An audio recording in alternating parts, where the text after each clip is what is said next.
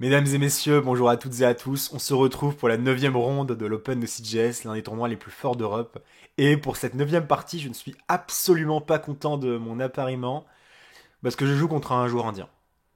Alors voilà, je n'ai rien contre les Indiens, vous en doutez. C'est le problème des joueurs indiens, c'est qu'ils sont souvent extrêmement sous-classés. Pourquoi? Parce qu'ils ont un elo national qui ne compte pas forcément pour leur elo international. Et donc il n'est pas rare de voir des Indiens à 1700, 1800 et réaliser des performances à 2300, 2400 dans les tournois européens. Et ça ne manque pas avec mon adversaire, Sarvan Mihir, qui est classé 1825, mais qui réalise déjà une performance à 2200 Elo lors de cet Open. Qui plus est, je vois que dans la base, il a réalisé des tournois au Portugal, il a très bien réussi ces tournois. Donc je comprends que j'ai affaire à ce profil de joueur indien très sous-classé. Donc bah, évidemment, j'ai pas envie de jouer contre parce que si je le bats, je gagne quasiment aucun point. Si je perds le jackpot. Mais ok, de toute façon, j'ai pas le choix. Je me dis juste. J'essaie de ne pas regarder son elo. Je me dis, ok, de toute façon, son elo n'est pas représentatif. C'est un joueur qui vaut beaucoup plus. Essaye juste de jouer une bonne partie. Et tu verras bien, de toute façon. Donc en fait, quand je me prépare contre lui, je vois qu'il joue principalement la sicilienne. Et il joue principalement la dragon accélérée sur la sicilienne. Donc je me prépare surtout contre ça. Donc quand la partie commence, j'ouvre par E4, comme convenu. Il fait C5. Je fais cavalier F3. Il fait G6. Je fais D4, il prend, je prends. Il fait cavalier C6, je fais C4, les taux de Maroxy. Pour moi, c'est la variante la plus critique sur la dragon accélérée. Il joue fou G7, je fais fou E3, je défends le cavalier, logique. Et là, grande surprise, il ne joue pas ce que j'avais prévu comme cavalier F6. Ici, il joue le coup Dame B6. Et là, il me regarde quand il joue ce coup et il se lève tout de suite. Et là, je comprends, bon, il veut me faire passer le message en gros, je me suis préparé contre toi, je vais te massacrer dans la prépa. Et ok, ce Dame B6, ça me rassure pas trop parce que bah, je connais pas grand chose sur Dame B6. En fait, c'est un peu bizarre, mais je connais Dame B6 au cinquième coup. Là, je sais que. Pardon, avant Fou G7, Dame B6 au cinquième, bah là, je sais que le meilleur coup, c'est KB 5. Et en fait, la subtilité, c'est que sur Fou G7, qui est un coup logique, et bah là, il y a C5, très incisif. Et en fait, on ne peut pas prendre l'option parce qu'il y a KC7 qui fait une fourchette droit tour. Donc là, ça forcerait déjà des variantes avec Dame A5, Fou D2, Dame D8. Et c'est déjà avantage pour les blancs, ce genre de position. Donc ici, bah, moi je connais des parties avec des positions avec A6, Fou E3, Dame A5, cavalier 5 C3, Fou G7 et cavalier D2. Pas ici, pardon, Fou E2, cavalier F6, cavalier D2, parce qu'il faut pas que le fou puisse taper sur le cavalier. Voilà, j'ai cette position de référence en tête. Je sais que c'est très correct pour les blancs. Il n'y a pas énormément de théorie à connaître ici en soi. C'est une position qui peut se jouer en connaissant juste ça. Et je suis pas trop inquiet de tomber là-dedans. Le problème ici, c'est que je ne connais pas les différences avec lorsque la dame est sortie au sixième coup, en B6. Et en fait, je comprends déjà que si je fais cavalier B5 tout de suite, sur dame A5, cavalier 1 C3, la différence avec tout à l'heure, c'est qu'il n'a pas le pion A6. Donc il a peut-être gagné un temps ici. Peut-être qu'il peut économiser son temps en A6 pour jouer autre chose. Mais je me dis, ok, a priori ça peut pas être mauvais, un coup de différence. Et je joue quand même cavalier B5. Et je me dis, ok, même si je perds un temps, c'est pas très grave. Donc il s'avère que le meilleur coup, c'était cavalier B3. Mais ouais, dans la partie, je joue mon cavalier B5 et je me dis, ok, ça va être pareil. Il fait dame A5, je fais cavalier 5 C3. Il fait D6. Il joue toujours très vite, je précise. Et D6, c'est pas bête. Pourquoi? Parce que sur cavalier F6, et bah là, j'aurais fait cavalier D2 et j'aurais été très content de sortir ce cavalier en D2. Le problème avec D6, bah, c'est que cavalier D2 n'est pas possible à cause de fou prend C3. Donc en fait, il permet de garder la tension avec D6. Et ici, donc je joue fou E2. Je prépare petit roc, normal. Il fait dame B4. Et là, dame B4, je me dis, oh là là, ça transpire la prépa. Je comprends que je ne l'ai pas sorti de sa prépa du tout. Et dame B4, c'est fort parce que B3, bien sûr, pas possible à cause de fou prend C3, perd une pièce. Et des coups comme dame C2 ou dame C1, bah c'est pas top, j'ai l'impression, parce que ça laisse la case D4 avec le cavalier et le fou. Et par exemple, fou D4 me semble assez pénible. Donc voilà, je suis un peu partagé, j'ai pas forcément envie de faire dame C1, peut-être c'était possible, mais j'étais pas très friand de ce genre de variante. Donc j'ai l'impression ici que je dois jouer dame D2. Et dame D2, l'inconvénient, c'est que mon cavalier devait sortir ici en D2. Donc ça perturbe un petit peu mes plans. Ici, il continue avec cavalier F6. Donc moi, bah, ok, je me laisse pas faire. Je comprends que l'idée, des fois, il y a des idées de cavalier G4. Ok, je fais F3. Ça solidifie E4 au passage, mais c'est surtout pour empêcher les idées de cavalier G4. Il fait petit roc. Ici, par contre, Il joue toujours très vite, moi je réfléchis beaucoup pour essayer de comprendre la position. Et là, il allait se lever à nouveau, parce qu'en fait, à chaque fois qu'il joue un coup, il se lève tout de suite. Et forcément, voilà, je suis humain, évidemment, quand je vois un joueur qui a l'air un peu nonchalant et tout ça, ça me frustre un petit peu. Donc là, cette fois-ci, j'ai calculé, hein, j'ai réfléchi, hein. Et là, je joue à 3 tout de suite. Et là, il doit se rasseoir, donc voilà, c'est une petite victoire. Bon, c'est un peu enfantin, mais ok, je suis content déjà de lui poser une question. Et je vois que sur A3, il commence à réfléchir. Donc je me dis, A3, je l'ai enfin sorti de sa préparation.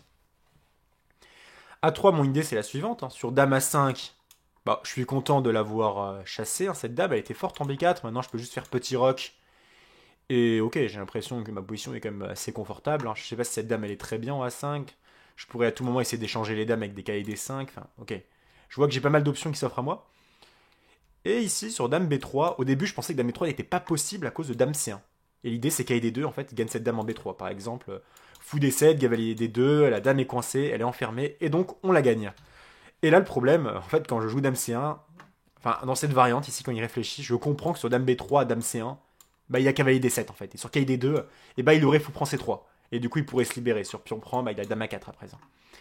Et j'ai raté ça, en fait. Et là, je vois qu'il réfléchit. Au début, je me dis, mais il réfléchit pourquoi, en fait? Il est obligé de faire Dame A5. Et en fait, je comprends qu'après, il peut faire Dame B3 et ça ne manque pas, il joue Dame B3. Ok, moi je reste sur Dame C1, je me dis Dame C1 ça fait quand même complètement sens. Ça l'oblige à mettre le cavalier en D7 avant son fou, c'est ça qui me plaît pas mal. Donc ici je joue cavalier D7. Et là en fait, j'hésite à jouer cavalier D2. Et en fait, ce qui me dissuade un peu sur cavalier D2, il s'avère que c'était pas mal pour les blancs. J'aurais pu avoir une position peut-être un tout petit peu mieux. Mais sur fou prend, pion prend, Dame A4, en fait je déteste cette structure de pion. Et en fait, j'ai l'expérience sur les dragons accélérés qu'il faut rarement laisser le fou prend C3 possible. Et en ayant cette idée en tête sur les dragons accélérés, je me dis que là, c'est pas top. Je me dis que c'est pas dramatique pour les blancs, mais j'ai l'impression que c'est pas top pour les noirs. Et en fait, apparemment, c'est pas mal pour les blancs, parce que je peux continuer avec H4. H4, H5. Et j'ai quand même pas mal de contre-jeux. C'est vrai que cette structure n'est pas très agréable, mais c'est complètement jouable. Donc voilà, j'aurais peut-être dû jouer comme ça, mais ok, j'avais un petit biais par rapport à mon expérience sur ce genre de position. Et pour ces raisons, je ne prends pas la décision de faire KD2, mais je fais plutôt Petit Rock. Et en fait, Petit Rock, je me suis encore trompé dans le calcul, parce que initialement sur Petit Rock, là il joue Fou D4, hein, je m'y attendais. KD4 était peut-être encore plus fort, parce que ça attaque mon cavalier, et sur Fou D3, il a cavalier C5 qui est très pénible. Donc peut-être que je dois jouer Fou D1, mais du coup Dame prend C4, KD5, ce genre de variante.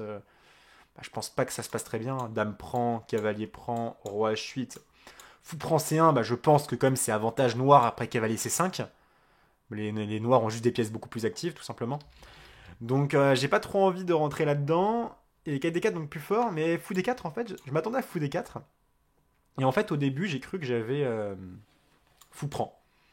Et en fait sur cavalier prend j'avais calculé cette variante.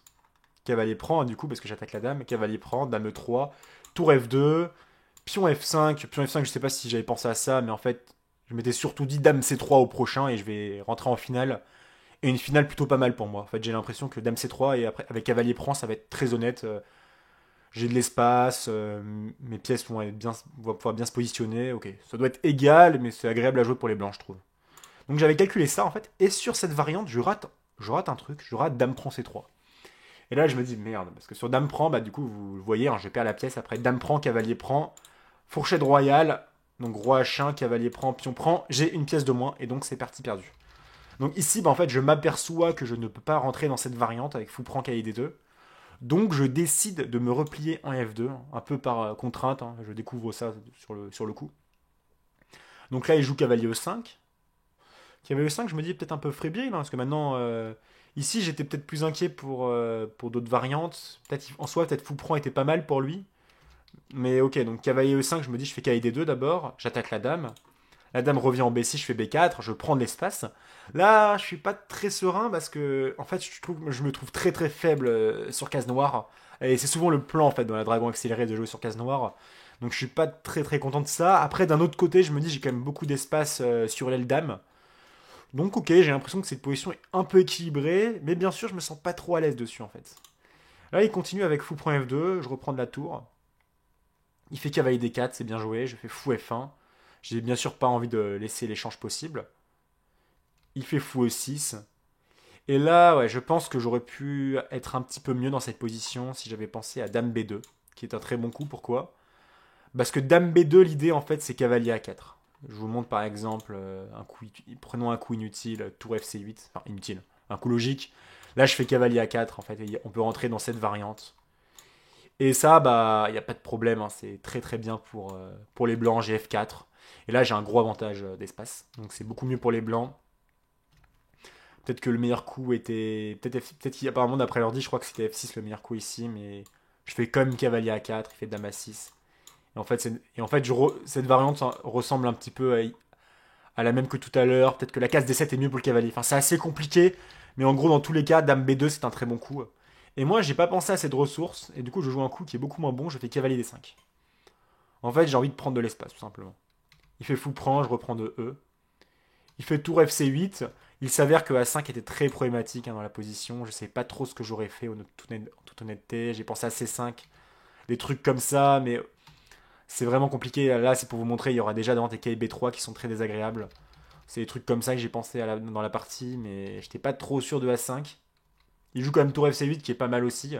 Je fais tour B1 pour anticiper les A5. Il fait tour C7. Je fais dame D1. Et en fait, c'est pas bon. Ici, il fallait faire dame E1 avec idée C5 en fait. Par exemple, pour vous montrer tour à C8, et bah là, j'ai C5 qui est très très fort.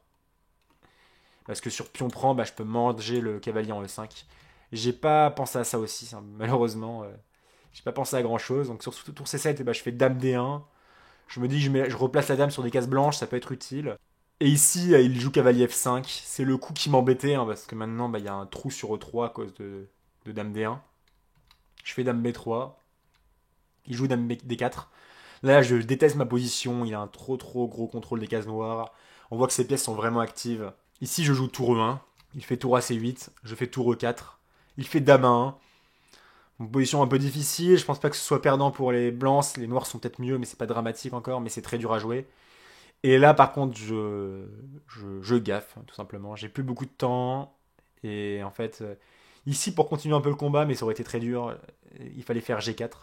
J'y ai pensé, en fait, mais ça me plaisait pas du tout. Cavalier H4, par exemple. Dame E3. J'ai calculé ce genre de variante, en fait, et j'étais très ennuyé. Je me dis, c'est juste injouable, en fait, pour les blancs, tout simplement. Enfin, ça me paraît horrible à jouer. Et en fait, en ne voyant aucune bonne réponse, et bah, je joue peut-être la pire des réponses. Je craque tout de suite avec pion F4. Pion F4, quai G4, tour D1, et en fait quai D4 tout de suite. Même sur tour F3, en fait, c'était pareil avec quai D4. Dans les deux cas, je perds la pièce, et en fait, ça peut sembler bête, mais j'ai tout simplement manqué qu'avec D4 à la fin. Donc, bah, juste une gaffe, tout simplement, qui coûte très très cher, puisque. Donc là, je joue tour E2, et en fait, après quai D4, bah, la partie est déjà terminée, malheureusement. Je fais dame D3, il fait cavalier prend. Je fais dame prend, et là, il joue F5. F5 au début, j'espérais un peu des tours prend E7 pour voir s'il faut trouver du contre-jeu, mais en fait, il y a zéro contre-jeu, hein. Dame D4. Et sur Roi H1, bah, il y a ce thème de mat très connu. J'ai plus le nom en tête d'ailleurs, j'ai un trou, mais ok. Dame G1 et c'est échec et mat. Donc je peux pas prendre en E7. Et ouais, donc ici c'est très dur. Je joue Dame E1 du coup parce que je peux pas prendre en E7. Il fait Dame prend. Je joue cavalier B1. Il fait Dame B2. Ok, je joue tour E2. Il fait Dame D4. Je fais Roi H1. Tour prend C4. Il n'y a plus d'espoir, hein. Je joue quelques coups comme ça, mais là c'est plus pour. Je pense plus au résultat de la partie. Là je joue des coups un peu en mode automatique. Je fais tour D2. Il fait Dame prend. Je fais Dame E6. Et. Ok, ici il y a mat Il y a mat très bientôt en fait. Quoi qu'il arrive, il y a mat en H2 ou mat en F1. Ici, je choisis F1. Et bah, les noirs gagnent par échec et mat. Donc position bah, dure. En soi, il a quand même vraiment bien joué pour son elo, bien sûr, hein. C'était pas très surprenant. Et bah, moi, j'ai juste gaffé. Gaffé sur une position quand même très difficile après. Je sais pas s'il aurait pu la tenir. Mais ouais, c'est quand même dommage de perdre en gaffant. Ça m'arrive quand même assez souvent dans ce tournoi de craquer. Après, forcément, plus la position est difficile à défendre, plus c'est facile de craquer, hein, c'est toujours comme ça. Mais ok, en fait, l'ouverture, j'ai peut-être pas réagi au mieux. Il y a beaucoup de choses dans lesquelles je pourrais me reprocher. Je pense déjà, je dois mieux connaître mon répertoire, je dois pas me faire déstabiliser aussi facilement. Et bah ouais, peut-être si j'avais pas gaffé, enfin, j'aurais été toujours moins bien, ça aurait été une partie toujours horrible.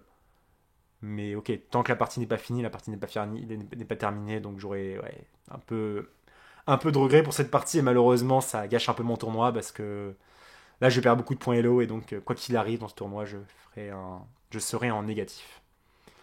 Donc bah ok, ça, forcément sur le coup ça me fait un peu mal, hein. Je marche beaucoup pour essayer de penser à autre chose.